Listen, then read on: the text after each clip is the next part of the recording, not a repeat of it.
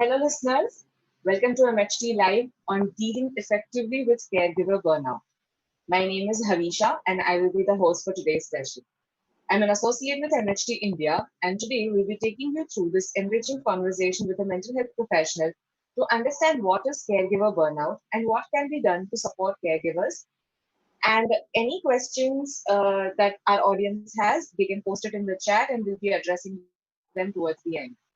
So, Mental Health Today is a website that connects Indian mental health professionals to one platform where they can directly connect with their audience. The website aims at disseminating latest awareness and interventions in the field of mental health through blogs, podcasts, and webinars produced by graduates and experts of the field.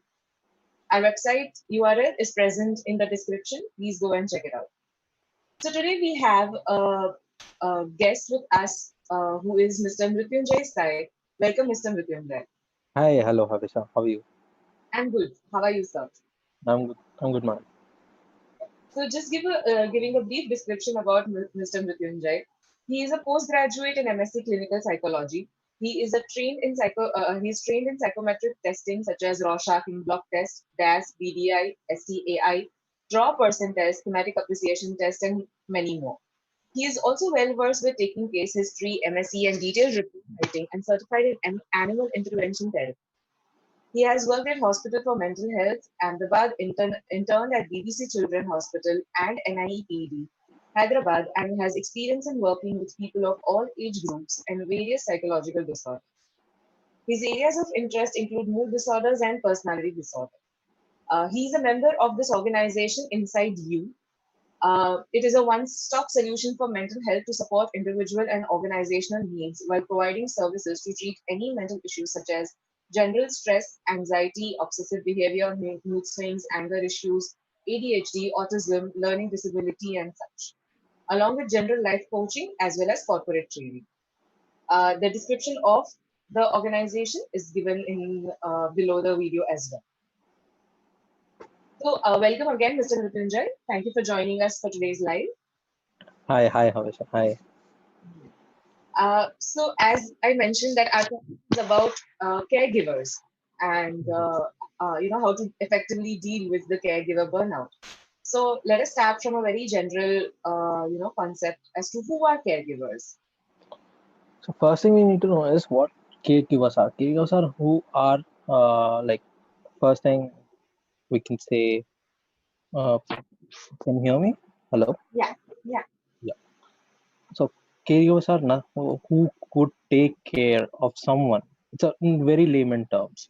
Who yeah, take care of someone? They can be a mother, father, or a brother, sister who needs help. Like a person who doesn't know like or can't do his daily routine by himself or herself, then uh, a caregiver comes to the place into the action and does things for them in okay, very layman terms. Okay.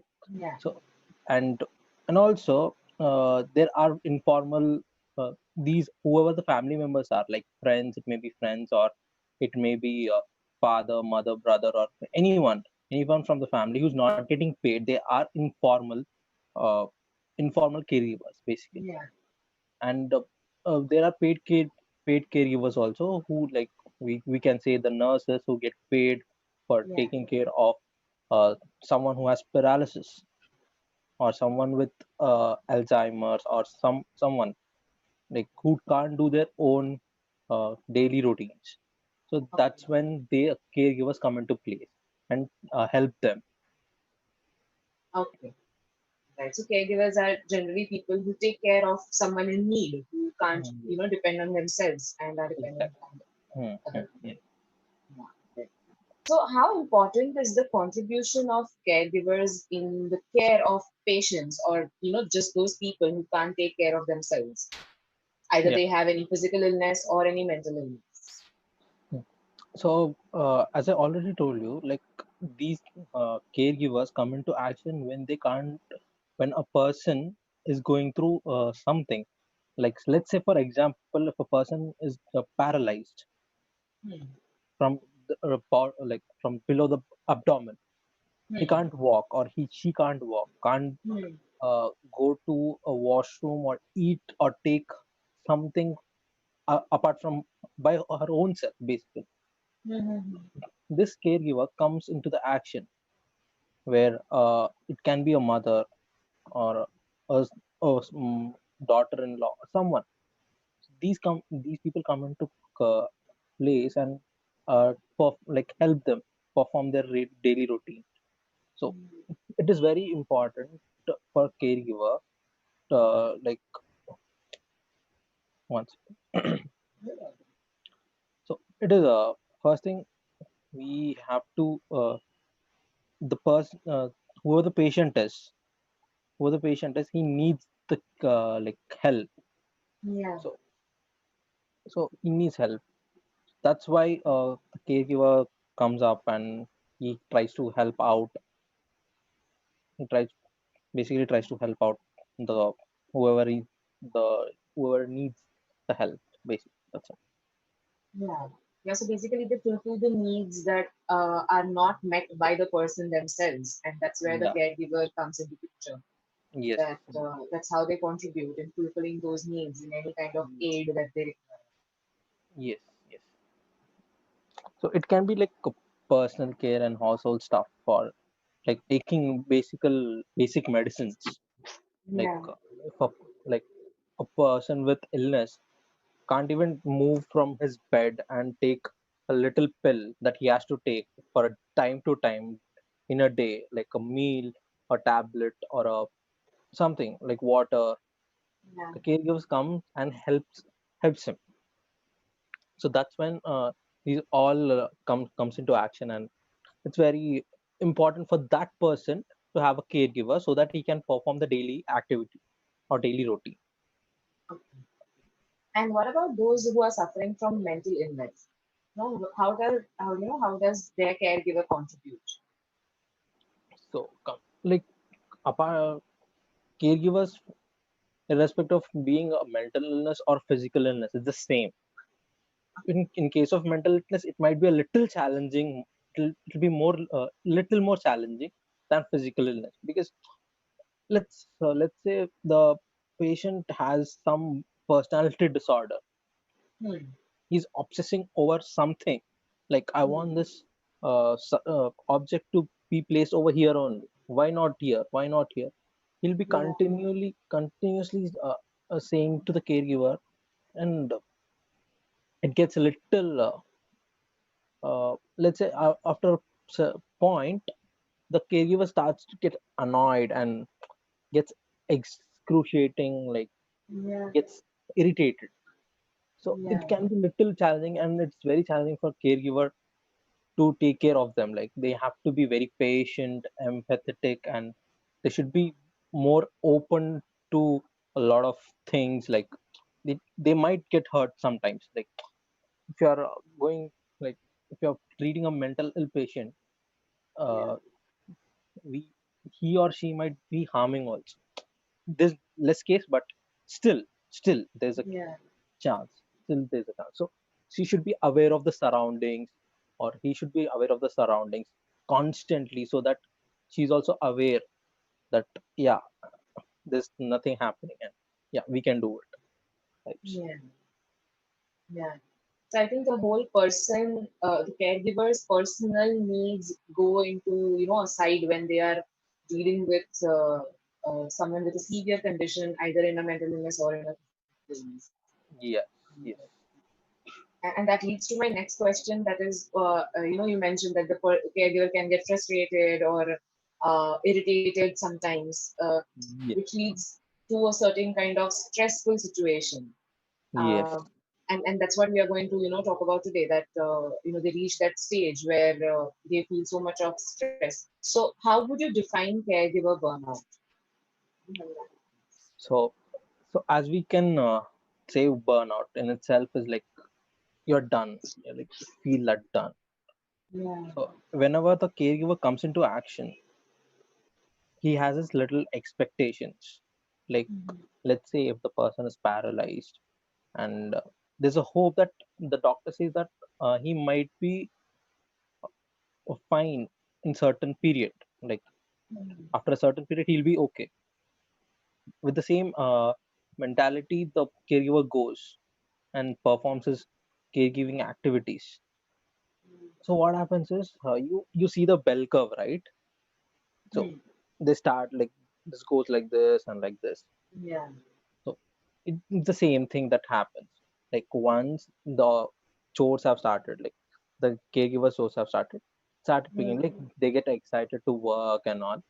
So at one point, when they see that there's no change happening with the Yeah.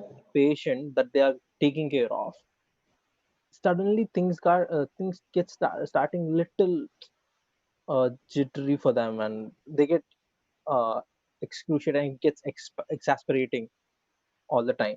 Like it might be a little small things that can be very irritating for them. So Yeah. first thing, they might be stressing over why the patient is not getting recovered. Am I doing good? Am I doing up to my mark or not?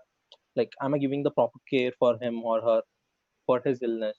Like sometimes they question themselves, they doubt themselves, and also like considering the factor of where they also live, like environmental factors and all these things.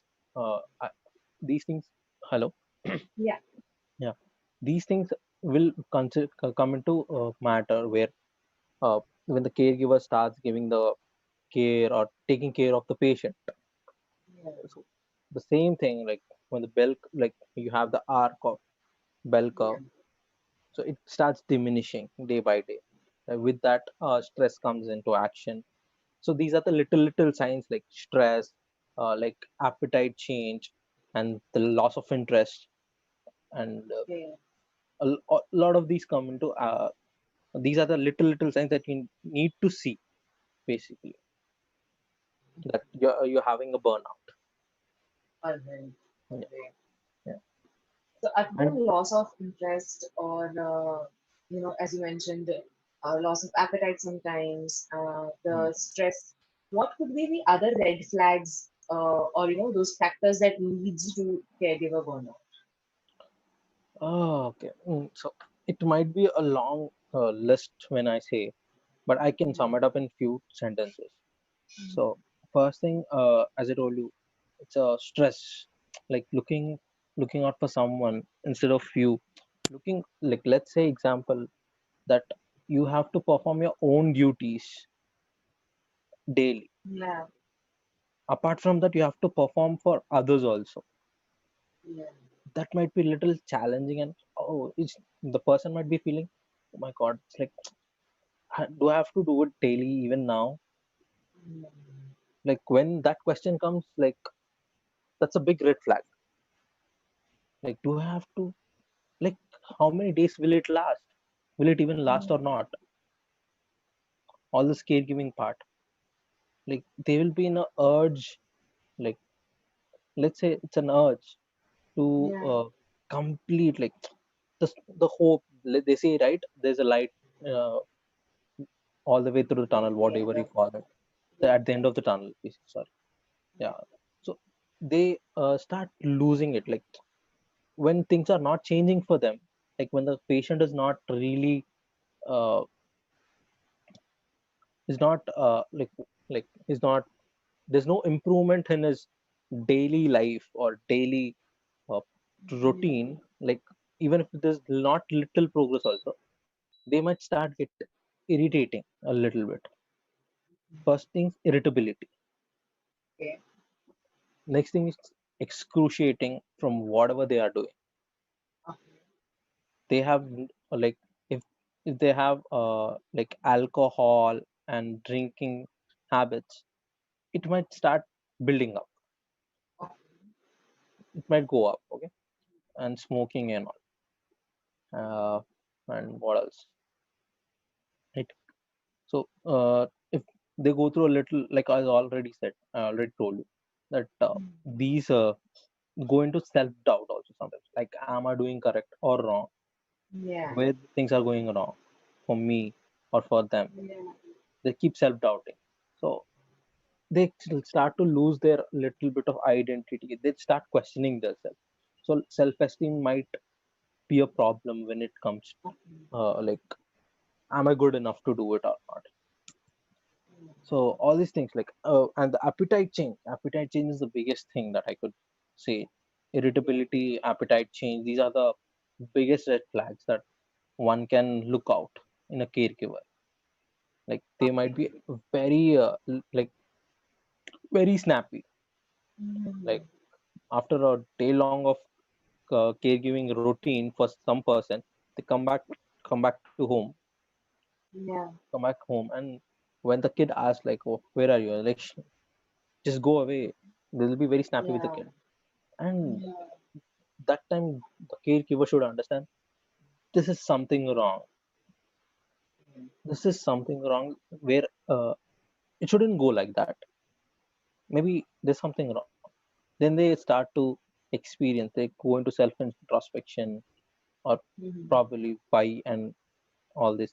Like they also feel drained out, right? Like it's a Yeah. whole day long work, and they feel drained out a lot emotionally, like empathizing with the patient, Yeah. sympathizing, empathizing with them, and it gets really draining a lot. So these uh so they might go through emotional distress also. So if if there's no proper, like they also need someone to talk, that's not happening, Correct. then it will be a problem. They Yeah. might feel even more excruciating. All these things are becoming a little burden to them, even though Correct. when they were started that they think that it will be a great sign helping someone. But Yeah. at some point, like when we see the bell curve, when it goes here, like when Yeah. we go here and here, at the middle point when it's in the top, Yeah. you reach the height, right? You reach the peaks, and Mm. when you reach the peaks, it's like done in everything, in every aspect also, apart from caregiving aspect also. These bell curves are very similar in throughout life, in everyone's life, in every aspect of it. True. So like it starts with an enthusiastic note, and it just goes up, it just goes rising and rising, rising. But at one point you stop, like there's no improvement that's happening. All Yeah. you can see saturation, like there's no, it's like uh, everything black and white, there's no color in this happening. So that's when the bell curve starts slowly decreasing. Yeah. That's when we need to like these symptoms come up, right? Like you are left to these red flags, like irritability, like we're being very snappy, appetite change, and like they lose interest in doing things. Like let's say they are great in uh, playing chess or carom, or performing, listening to songs, or playing songs like this. They don't want to do that little hobby that they had. They don't want to do that. Like Yeah. it might be a sign of a little depression also, Okay. that is being caused by a constant stress which Correct. has been uh, they are been going through. Yeah. Correct. I think beautifully explained that how a caregiver reaches to a point where everything starts becoming very stressful, everything starts becoming very dull for themselves. Yes. So, like, as you mentioned, even if I give it a thought, it seems that they start the caregiving process with a lot of emotions, with a lot of, prospect of helping them out, or even in terms of formal caregivers, which you mentioned before. Those formal Mm. caregivers start with the hope of, earning more money, or like just the, Yes. the emotion of helping the other person out as per their professional qualifications. But Mm. when this reaches it becomes like a mundane process and it becomes too Yeah. taxing for them. It goes on to a point where they themselves realize that now it's a time where we need to take care of ourselves now. Yeah. And yeah, so that's Oh, yeah. when like we can We say can it's a caregiver burnout. Yeah, yeah, we can speak about little formal caregivers also in yeah, when we can. So formal caregivers are like generally paid. Even though they are yeah, paid, like it's the same scenario that informal caregivers come up. true. Maybe informal caregivers, because they are family members or friends, they might be still doing it. because they have no other choice left, Yeah. especially with Indian context, where Yeah. uh, a daughter-in-law comes into the action just to, like, basic expectation was to of her husband was to take care of the parents who are sick. Yeah. So these daughter-in-law, they have no other option. Like, they have to give the proper caregiving to their in-laws. So when it comes to caregivers in formal setup where they get paid and all, maybe they Yeah. have an option to quit at some point. Correct. Correct. But in informal caregivers, they don't have. Yeah. It's like they have to do it, irrespective of Yeah. whatever they're going through. They might be Yeah. going through some economical crisis, stress, and like, let's say, the if they have kids, they have to take care of the kids also. Yeah. It might be a more burden, True. like taking care of the kids, taking care of the in-laws, taking care of the husband, because it's a patriarchal society. People don't ex People expect a lot from the daughter-in-law, right? Yeah. So it might be a very distressing for the daughter-in-law, whoever is coming to that family. Yeah. So these formal caregivers might have the choice, but informal Correct. caregivers do not have. You're not happy. Maybe at least they Correct. can say, at least they can tell things like, maybe this is the, like, formal caregivers can tell them, like, maybe this is the time you need to start uh, l- taking little steps. Like, Yeah. maybe if the patient is paralyzed, maybe they can say, like, maybe try walking. Yeah. But when it comes to informal caregivers, especially with the women who being in a patriarchal setup, if they say it, it might backfire them. Yeah. Like, like, are you telling us things? I mean, it might be different in different families, but True. basically when we take into context in our country, which is very patriarchal, most of it. I'm not Yeah. saying everything, like most of the Yeah. times. So they don't have choice. They have to keep their mouth shut and keep doing things for them. Yeah. They, like, sometimes they need little appreciation. They don't Yeah. find it, and True. all these things come into consideration, and they feel a lot of distress and a kind of like, why am I even doing this? Yeah. They were in a self-doubt, and they Yeah. start losing things eventually. Obviously that Yeah. happens whenever, like, you're being in a toxic environment. Yeah. It happens. So it's Correct. the same thing for, especially for informal caregivers. It might be very exasperating when it comes to a family setup. True. For a formal caregiver, maybe he can try, or she can try not to uh, go further if these things are So not going they have an accordingly. option to, quit, and Yeah, they have an quit. option to even Exactly. change if they Yeah. find this particular very taxing. They have the option to, Hmm. their attention somewhere else. Yeah. Yes, exactly. Correct. Exactly. But whereas informal caregivers don't have that option. Yes, So, that's what I all mean. of these restrictions, when it comes, you just mentioned that what happens with the informal caregivers. Hmm. Um, how do you think that affects their mental health and their social life and their personal space? Oh, yeah. So first thing is, like, as they're giving the performing the daily routine for others.